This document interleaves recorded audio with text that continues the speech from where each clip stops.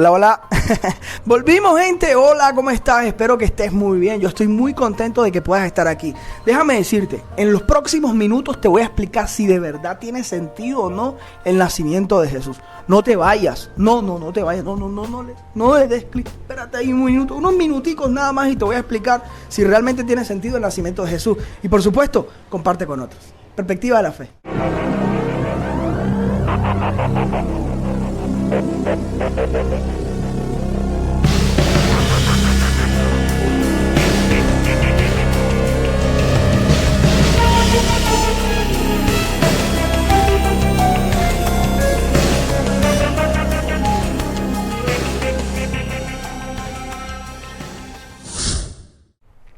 Una bella estrella se posó en el crítico Belén. Muchos no entienden por qué esa estrella brilla con tanto esplendor. Porque justo irradia luz sobre esta zona del territorio. Algunos llegan a creer que se trata de algo más que una estrella, ya que es imposible científicamente hablando que una estrella pueda iluminar un lugar muy específico del planeta. Algunas de ellas viven años luz de donde nos ubicamos nosotros, que pudo ser más bien una conjunción de planetas, que pudo ser, en fin. Yo diría que es una excusa narrativa para puntualizar la llegada grandiosa de Jesús, o una forma de mostrar la importancia de los gentiles o de los extranjeros en esta particular narrativa. Aún así, no deja de ser un tanto extraña para quienes de verdad veían el cielo. Algo ilumina el trágico asentamiento, irradiando luz sobre aquella invasión de personas que sobreviven a las políticas de segregación que se imponen en la vieja Belén. La estrella permanece mientras la gente muere de hambre. La estrella señala la injusticia social. La estrella muestra la desigualdad social. Ilumina el oscuro acto de corrupción de quienes gobiernan. La estrella marca la violencia que entenebrece vidas, mientras el gobierno de ese entonces no mira al cielo, mucho menos el sufrimiento de la aturdida Belén. Las viejas y míseras casas de los habitantes de un sector de este territorio necesitan de un pequeño destello, de una pequeña luz para revivir de aquel olvido estatal. Indudablemente hay políticas que en vez de generar bienestar social hacen que la gente muera de hambre y sed. Cuando las decisiones del poder no protegen al desválido, al inocente, al indefenso, se convierte en una política de muerte, en una que vela por sus propios intereses y que solo gobierna alrededor de mantener el poder. En ciertas ciudades hay sectores en los que se han creado o han crecido bandas delincuenciales. Son lugares casi que invivibles y culpamos a la gente que vive allí. Creemos que la delincuencia o que la pobreza han sido su culpa, pero no, son víctimas de quienes en realidad han quebrado el valor de la equidad. Así que nadie esperaba nada bueno de Belén porque en ella reinaba la inequidad. Era el lugar de los marginados, el lugar de los pobres, el lugar de los sin techo o sin comida. Sin embargo, pocos han notado el brillo de la estrella y por eso buscan el cambio, pero a su manera. En esa misma región se han levantado grupos insurgentes que buscan el cambio, pero con armas.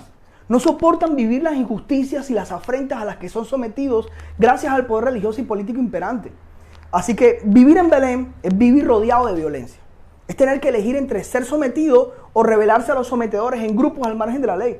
Es tener que enfrentar la dura realidad de ser colonia de un pueblo extranjero que lo único que ha traído es pobreza con su política de la paz con X, pero no la tranquilidad, no el bienestar social, que todo gobierno debe garantizar a su pueblo, sino la seguridad a toda costa, esa que asesina a su mismo pueblo con el ideario de sentirse tranquilos ellos. Aniquilan a todo lo que desestabilice o incomode el poder de turno.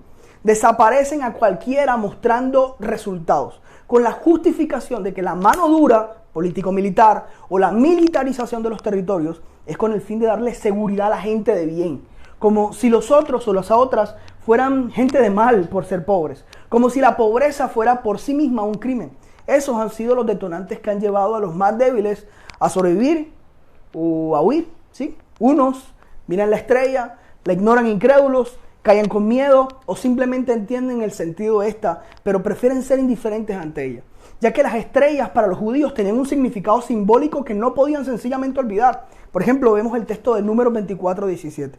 Su sentido mesiánico envolvía aquella eventualidad, pero debido al poder del momento preferían callar. Sí, esperaban que hasta las estrellas gritasen el cambio, pero ellos sabían que hablar mal del actual gobierno de Herodes, autoapodado el Grande, era generar una posible ejecución estatal. Cualquiera que por lo menos insinuara relevo del poder estaba más muerto que vivo.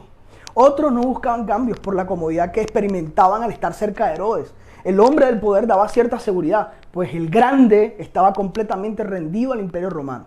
era su avasallador, era su títere del momento, o en algunas ocasiones su instrumento para justificar las intenciones intervencionistas.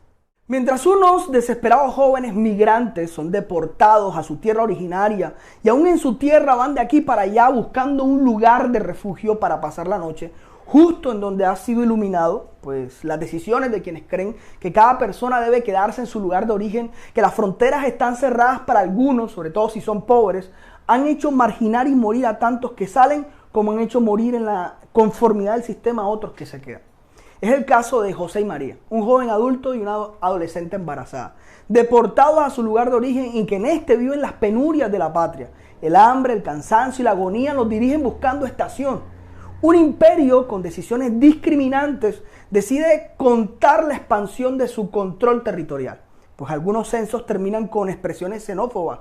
No todos, pero la mayoría de ellos. Al final terminan por creer que la causa de sus males, ya instalados desde antes, son los que han venido en busca de nuevos horizontes. Su escasa y pobre crítica al sistema, ese que no les da trabajo, ese que no es eficiente en sus derechos humanos y aún mantienen desinformación sobre los derechos sexuales y reproductivos, los convence de que los que vienen son personas que no merecen lugar, que el sistema es tan víctima, cuando no, en su mayor parte, el sistema es victimario. Sin embargo, allí estamos cerrando puertas a quienes vienen o van, creando muros y dibujando fronteras, porque nos han convencido que somos de mejor clase social, que de verdad pertenecemos a una clase media alta, que posiblemente no existe, cuando la brecha entre ricos y pobres se hace más grande. Y los que se benefician de tener refugiados o desplazados son los mismos ricos o violentos que generan los desplazamientos, mientras que otros cierran las puertas a quienes tienen la necesidad de refugio, de resguardo y de protección social, porque así nos enseñaron. Entonces, yo creo que no estamos tan lejos de la infancia de Jesús. La protección a menores parece una falacia. Niños torturados, niños ahogados en la mar, desmembrados por bombas y violados, desnutridos, mueren en nuestra actual realidad. Y murieron en tiempos de quien sería el Salvador. Unos huyen de su país porque viven a través de sus padres, de sus tíos, de sus abuelos, de sus familiares, el desempleo, el hambre y la inflación de su país de origen. Otros no tienen oportunidades ni siquiera para huir. Herodes es un sanguinario en el poder y nadie quiere realmente admitirlo.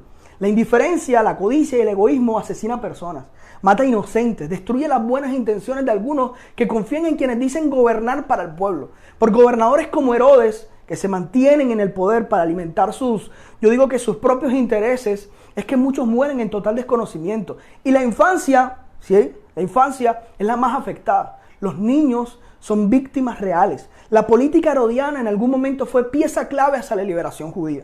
Prometieron al principio un cambio radical. Lo fue al principio, pero ¿qué va? Al final lo único radical fue la corrupción que ha devastado a la Belén del que un profeta llamado Miqueas mencionó una vez. Pues dijo que allí saldría su Salvador. De esa Belén que en tiempos del profeta y aún hoy es olvidada. Muchos niños en nuestros países latinoamericanos son asesinados injustamente cuando no se les provee las condiciones necesarias para vivir, educarse y alimentarse. Herodes es un homicida porque usa el miedo, el terror como arma política y muchos mueren detrás de la fuerza de sus señalamientos. Así son quienes usan la teología del miedo. Sí, esa que posiblemente se nos olvida en ocasiones. Como esa teología del miedo es un arma religiosa para manipular, engañar y discriminar a quienes se levantan como líderes potenciales al trono. Poder y trono que Jesús no persiguió, pero con tal de que no lo consiguiera, aportan a su asesinato. Son homicidas de la fe porque matan sueños, anhelos e inocencia de quienes de verdad están dispuestos a servir a la iglesia por puro servicio. Este niño que nacería no le esperaban las mejores condiciones. Creo que su futuro no era prometedor. Posiblemente podría sobrevivir como los otros niños que también han nacido entre el desierto y el campo, muriendo de sed, de hambre o siendo perseguidos para ocultar la trampa de la política herodiana. La infancia de Jesús, tal y como piensan llamarle sus padres, estará envuelta de huidas y sobre todo de violencia. Porque en Belén, un niño pobre que ha vivido expuesto al ámbito rural, ha vivido en carne propia la violencia. Este Jesús nacerá entre un imperio que conquista territorios y abusa de su poder, pues según la unidad de los estados es su prontuario, y para que esto se dé, cree que es justo y necesaria su intervención con el fin de democratizar los países y volverlos pacíficos y prósperos. No sé si entienden realmente lo que acabo de decirles. La insurgencia en Galilea y sus alrededores, esa que piensa que hay que luchar por una sociedad equitativa e igualitaria, pero que solo se logrará en el poder, y algunos creen que es con las armas, posiblemente al costo de una niñez, de una adolescencia o una juventud que se encarna en la violencia armada y política que vive aquel sector iluminado por la lista estrella. No hay escenario más violento y desigual para el niño Jesús que el actual. Por eso ya no basta con una estrella. Si alguien lee o escucha exactamente esto que estoy diciendo, sepa que necesitamos un cielo estrellado. Estrellas que migran de un lado a otro, iluminando lo oscurecido por otros, señalando lugares para los sin techo, buen trato para la infancia y ayuda para el migrante o desplazado. Pero no solo necesitamos las estrellas que migran, sino que necesitamos los magos que las persiguen. Aquellos que pueden leer la realidad detrás de cada estrella. Aquellos que ven esperanza en lugares desesperanzados. Necesitamos de aquellos que también migran con la convicción de encontrar en el refugio de la estrella realmente salvación. Hay una segunda parte. Quédate y dale clic a la segunda parte.